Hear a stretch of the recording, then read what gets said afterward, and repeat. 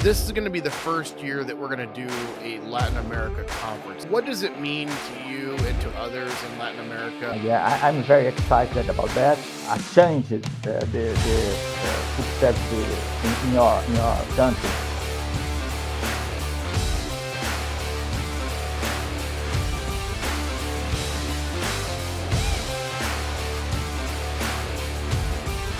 Hi, welcome to this edition of On Tap, presented by FCSI The Americas. I'm Wade Kaler, Executive Director. On Tap this week is a VIP member from our Latin America chapter, all the way from São Paulo, Brazil. He's a member of FCSI The Americas Council for Professional Standards and a member of our first Latin America Conference Planning Committee, holding its first meeting in September of this year in Panama City, Panama. Please welcome the founding partner of Studio Eno, Mr. Emmanuel Melo. Hi, Emmanuel. Welcome to the show. Hi, Wade. Thanks for having me. It's my Absolutely. pleasure. Oh, excuse me. No, you're Excuse fine. me. It's Okay. definitely our pleasure, not your pleasure. We get the honor of talking to members like yourself. So we really do appreciate you taking time out of your busy schedule to meet with us, and we'll get to know you a little bit better over the next 15 minutes or so. The way I start these off every episode is just kind of get to know who you are, who Emmanuel is. So tell me a little bit about your background, how you got your start in food service consulting. Is there any part of the industry that you really focus in on, and a little bit just a little bit more about yourself? Oh, yes. I began in the industry early.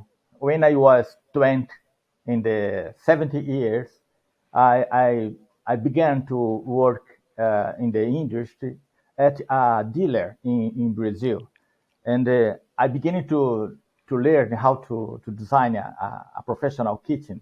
And two years later, I was working in a equipment manufacturer and Okay. learning to how to design equipment. And when my wife and I founded, created the studio, our company, we brought many years of experience in the industry. And yes, my wife, because my wife is an architect and FCSI professional member too, Mhm. and both create our company. And Nice. we have two different approaches in your service. Yes, we are kitchen design, and we are our equipment design. And I think it's a new with the food service consulting. Yes. Yeah, absolutely. I don't know many consultants. I know some members that have been consulted by or consulted with manufacturers to kind of help them tweak something or do something different with a piece of equipment that works better. But yeah, I think you might be the only person I know that actually designs equipment from the ground up. Being built, you design it, you brand it, everything else for other manufacturers, which is a pretty cool thing. And I we were talking before the show started. I remember the first time I came to Sao Paulo years ago, and we toured your studio where you had built, not just 3D models. You actually build models out of, paper and cardboard and everything else, and painted it to make it look exactly like at the time, I believe it was an either a refrigerator or an ice cream. I can't remember exactly what it was, but I remember the three drawer basically, or three doors. So Yeah. As a designer, I'm an industrial design, and I have a postgraduate in strategic design and industrial management yeah. and a MBA. Uh, because I am a old man, yes. Yeah, yes, I've been working the industry for almost 50, 50 years. Yes, 50 years, yeah. 50 years. Yeah, We almost we 50 won't we years. won't tell anybody that. No, nobody would guess you're that old, so we won't tell anyone. Yeah, It'll yeah, be our yeah. little secret, along with the thousands of people that watch this episode. So Yeah, and I love design as a discipline, as a method, yes, as yeah, a tools to make project. And I know the design approach that used by the innovation agency in Brazil and the US. yeah, And I give it to the food service design this kind of the approach, the design approach, like yeah. design thinking and design for innovation. And yeah, yes, I am fell in love with this issue. Nice. So let me ask you a question. When you're designing, whether it's a kitchen or whether it's a piece of equipment, what is your methodology or method do you follow? Are you somebody that still scratches it out on a piece of paper first, or do you design it in a computer now first, or like what is your steps to actually going from concept in your mind to actual building a model? Good question. Good question. I believe the first step is understand the operators. Mm-hmm. Yes, we Yeah, need yeah, to put the operator shoes in the of the this perspective, mm, understand what they need, what they wish. Yes, and yeah, after that, needed and they wish it in the business context because yeah. we need to join this part. After that, we make drawings, sketches, and Okay. after we came to the computer and modeling and created the product. The first step is understand the real operation Mhm. needs and the wish. Now, when it comes to kitchen design, are there any specific markets that you stay within, or do you do kitchen design for every type of project, or do you stay in a certain niche? Like, there's restaurants and there's school and there's all the other ones. Do you stay within a certain area, or do you design for anything? Yeah, we design any kind of the Okay. segments, the Yeah. commercial and the institutional or no commercial segment. Yeah. Uh, it's because the Brazilian market is not large enough in a Hmm. specific segment. Right. Yes, and we need to draw in a hospital and a restaurant and a BNI. Yes, here we need to work in different food service segment. Yes, That. and Yeah. we work as a back and the front of the house. Okay. Or my company work in both Both parts. part of the restaurant. Yeah. Well, that brings me to my next question, which I want to dig into a little deeper, and that is, and you just touched on a little bit. Brazilian food service consultants almost need to be more well-rounded consultants and not be able to, focus in on a certain segment. In the States, and I believe in Europe and some other areas where you've got a larger scale of projects available to you. A lot of consultants will get themselves into two or three segments only, and they really focus in on those. So tell me a little bit about how you view the difference of a consultant in Brazil versus maybe a consultant in the United States. Like what what do you see as the big differences between the two different types of consulting? Yes, good question. Good question, lady. Yeah, yeah. There are many different between U.S. market and Brazilian market.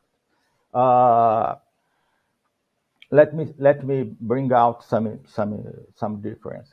Uh, okay, the menu is different here because lunch is a main meal, Mm-hmm. daily meal, Right. and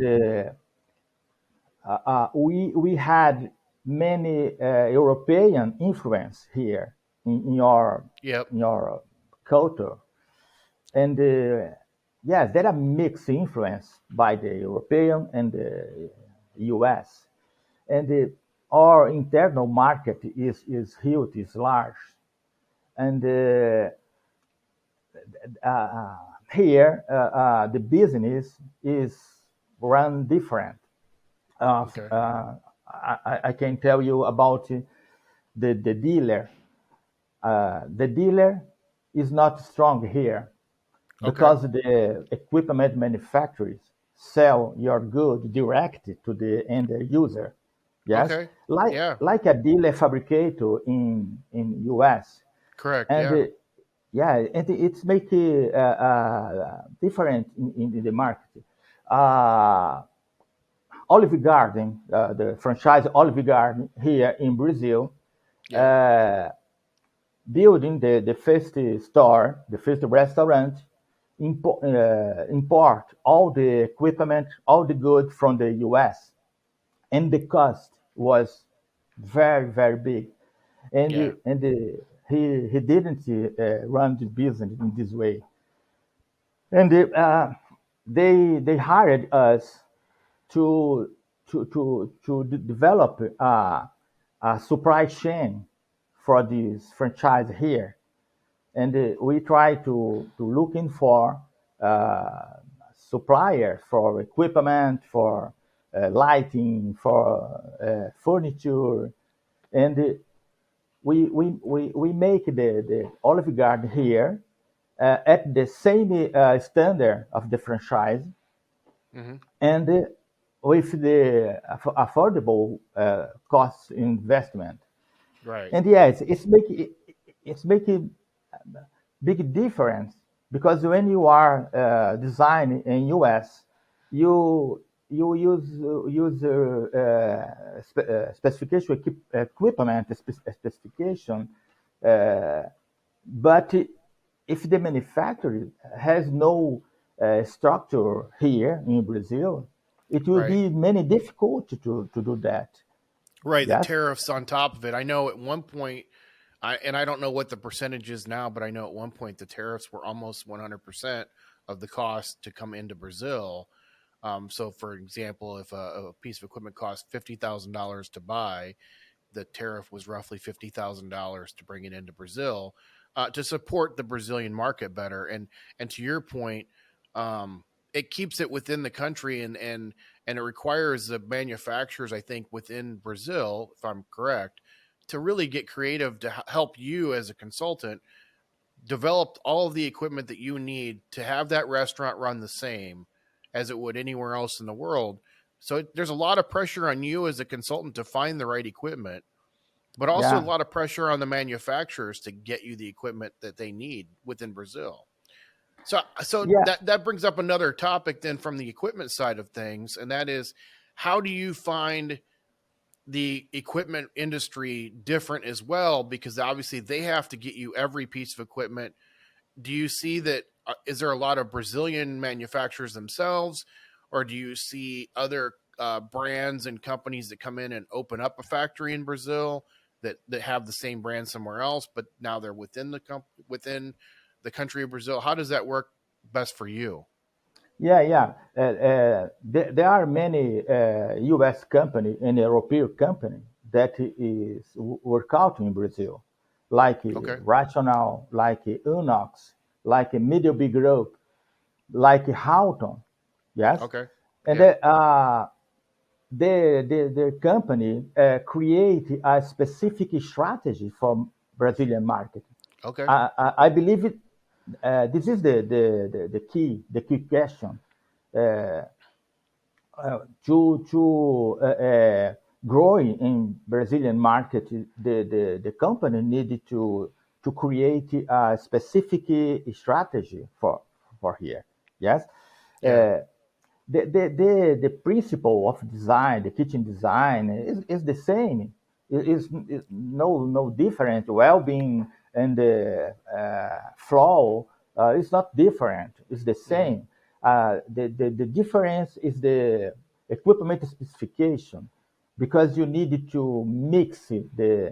the supply from US or supply from Europe and supply from Brazil. We need to understand what the best shoes for the operator. Gotcha. So, of all the projects you've done, you say you've been doing this for 50 years now in the industry. What's your favorite project you've ever completed? Yeah, I was talking about the Olive Garden. It's a project that we are proud. Yes, because when the franchise owner comes here to inspection Yeah. the kitchen, the restaurant, they was impressed about the quality, about the design, about the performance of the equipment, Mm. and uh, we could maintain the standard of the operation standard of the franchise, and working this kind of specification of the equipment. It's one of the project that we are proud. Uh, Nice. yes, you are talking later about the refrigerator. Yes, we made it's in the equipment design. We developed a refrigerator line for a Brazilian company, Macon, and today is part of the Hoshizaki Group. Oh, wow. Yes, in the here in Brazil, Yeah. and we design a refrigerator line with the internal dimension is is to receive a gastronorm uh, and the Euronorm contain in the same equipment, Okay. and the operator love that. Nice. What Brazil has been a very strong market for FCSI. The Americas here for a number of years, like the last 5 to 7 years. We saw a lot of growth then. I still have a good sizable number of people in Brazil. And throughout Latin America, we've grown a little bit here and there. This is going to be the first year that we're going to do a Latin America conference dedicated to Latin America. Like I mentioned in the intro, you're on the conference planning committee for that conference that's going to take place in Panama City. What does it mean to you and to others in Latin America that the FCSI is actually going to do a conference dedicated to Latin America? I'm very excited about that. Yeah, I believe it was a change the food service in your country. Yeah. Yeah. We have a 45 member Mm. in the Latin American Right. from Chile to Mexico. Yes, and Right. this conference. Uh, will be the first opportunity that we can join this group, Yeah. yes, face to face. Yeah. And we made a search by the colleague Yeah. colleague to choose what the issues they would Right. like to be presented in the conference, and yes, the people is excited, and Right. yeah. I think it'll be very good for. I hear a lot of excitement from the members throughout all of Latin America that we're dedicating an entire conference to the membership down there, which is going to include translations and such of that nature too. So it's a different feel than we've had in the past as far as regular conferences go. So I know as a meeting planner, I'm really excited about it. I know you as a conference planning member are very excited about it.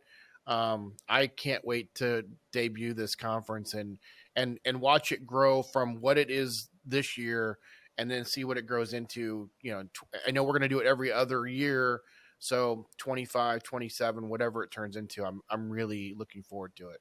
And so thank you for being a part of that small group that really kind of pushed us to do that, to get this conference off.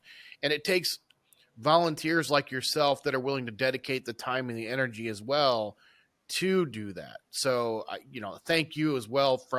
I know the board appreciates all the work you and Juan Matamoros, who's on the committee, and Bill Taunton, in the three of you, amongst some others, and Marco and Heone and a lot of others. I could go down a long line of list of people, but I just want to say thank you again for volunteering and putting in the time and effort for that to make FCSI a bigger success than it already is.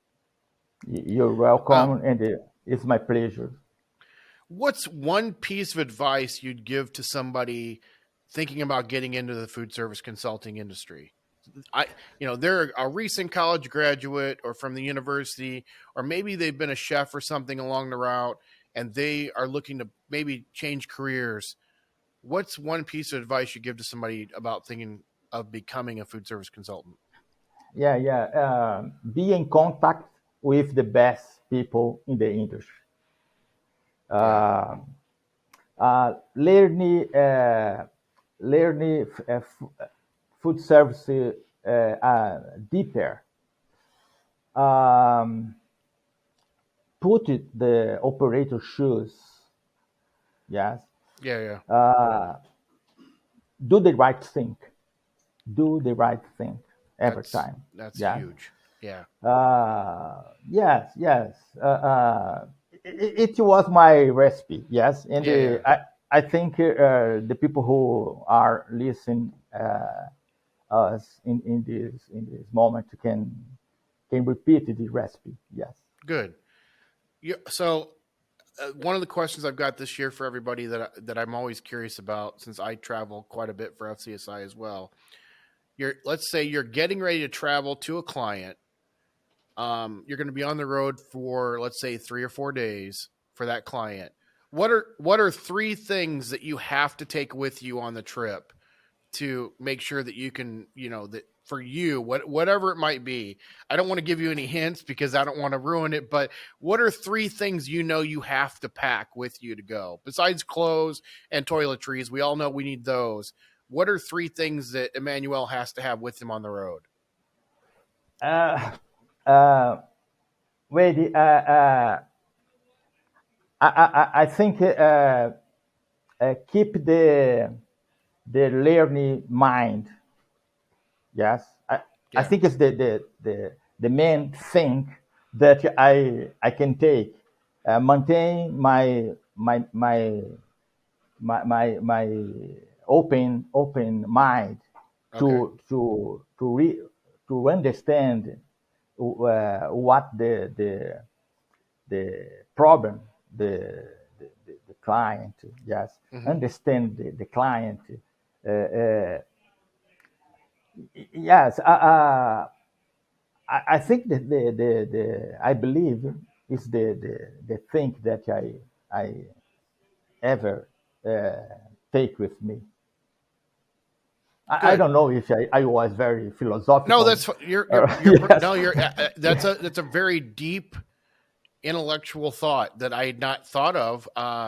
It wasn't an answer that I would have expected from somebody, but it's a great answer. Oh, great. This is the 5th season. When I'm asking questions to consultants, I never exactly know what kind of answer I'm going to get. And sometimes as consultants, you guys blow me away when it comes to thinking much deeper than even I could ever become in that certain question. So I appreciate that. Okay. Well, as you know, before we let people go, I always like to have a little bit of fun. And what we've done this year is we've kind of gone and grabbed some of the most favorite would you rather questions that we've done over the first 4 seasons. So bear with me here as we go through our would you rather questions. Excuse me, Wade. Yeah. Do you know this question is particularly difficult for people like me who speak English as a second language, again with the word, but I will try, please. Yeah, well, if you don't understand, feel slowly. free. If you don't understand something, feel free to let me know. Okay. Would you rather be able to teleport anywhere in the world or be able to read other people's minds? Read mind. Yes, I wish to do that. So I know in Brazil this is a big thing. I know what traffic is like in Sao Paulo. So the question is, would you rather have all of the traffic lights you approach turn green, or never have to stand in line again anywhere? Yes, sometimes have the sign green is the best the best thing that happened for us. Yes. Yeah, I Yeah, agree. I'd rather that. I've been in Sao Paulo traffic. It can be brutal sometimes. So Exactly, all right. So absolutely. this one is a little trickier. Would you rather fight a duck the size of a horse, or 100 horses the size of ducks? It's necessary to choose one Yes. because yes, okay. It's difficult because I think two situation is very dangerous. Uh, Maybe many horse Okay. The like a mini dog. horses. Yeah, yeah. Okay. Very good. When it comes to double dipping in food, so let's say you've got salsa or guacamole or some kind of sauce, and you dip chips into it, or some kind of food like bread into a sauce or something. Are you a fan of double dipping, meaning you go into it twice without using a new chip or a new bread? Or are you one where you just can only use it once and then you have to eat the rest of it? Does that make sense? Oof. Yes, yes. If I understand, I'd rather with a bread. Yeah, just Yeah, once. I don't know. Yeah, Okay. makes sense. I don't know. Yeah. Um, what's your favorite curse word? Curse word. The curse words. Yeah, The yeah, word yeah. curse word. What my first Your favorite. or, favorite? Uh, in, Actually, I don't like the curse I word. Yeah, I don't like. Yes. I've never I knew this was gonna I knew this would confuse you because I don't know that I've ever seen you curse and say a bad word. So I wondered how you were going to answer this because I've never seen you actually curse. So that's a fair answer because I've never seen you do it. So that makes sense. Um, couple more. Would you rather know all of the secrets to outer space, or would you rather know all of the secrets to the ocean? In the space, Space. absolutely Okay. in the space. I'm very curious about. Would you rather never have to do laundry again or wash your clothes, or never have to wash dishes again? Yeah, I love wash dish. It's no problem for Okay. me. I like All that. right. So no laundry for you. And All right. I'd rather that. Yes. Would you rather go backstage with your favorite band, or would you rather be an extra or in the, another character in your favorite TV show Stay at the stage in my in your favorite band? band. Okay. Yes. Would you rather have a personal housekeeper, or would you rather have a personal chef? Um, Personal chef. Okay. I would rather. All right. Um, couple more. Would you rather give up your cell phone for a month, or give up bathing for a month? The first is the cell phone. And the second, it was You can't shower, what did you you say? can't take a bath, or you can't shower for 1 month. Which would you rather give up? Uh, Cell phone. Okay. Okay. The last one is, would you rather have an annoying song stuck in your head all day long, or would you rather have an itch on your body that you can't reach? Wow. Uh, the last one. Okay. The itch. I'd rather. Okay. Well, that's it I've got for you today, Emmanuel. Tell people how they can find out more about you and your company. Yeah, you it's easy to find in the internet. The website is studioino.com, and there you can get and reach us. It's easy in the Instagram too, and the LinkedIn too. Okay. Yes, in the social media is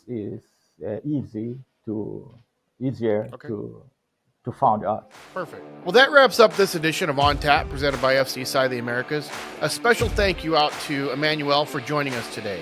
If you enjoyed this episode, please make sure to like and subscribe to our channel. Also, help us out by sharing these episodes on all your social media feeds. Until our next episode, cheers.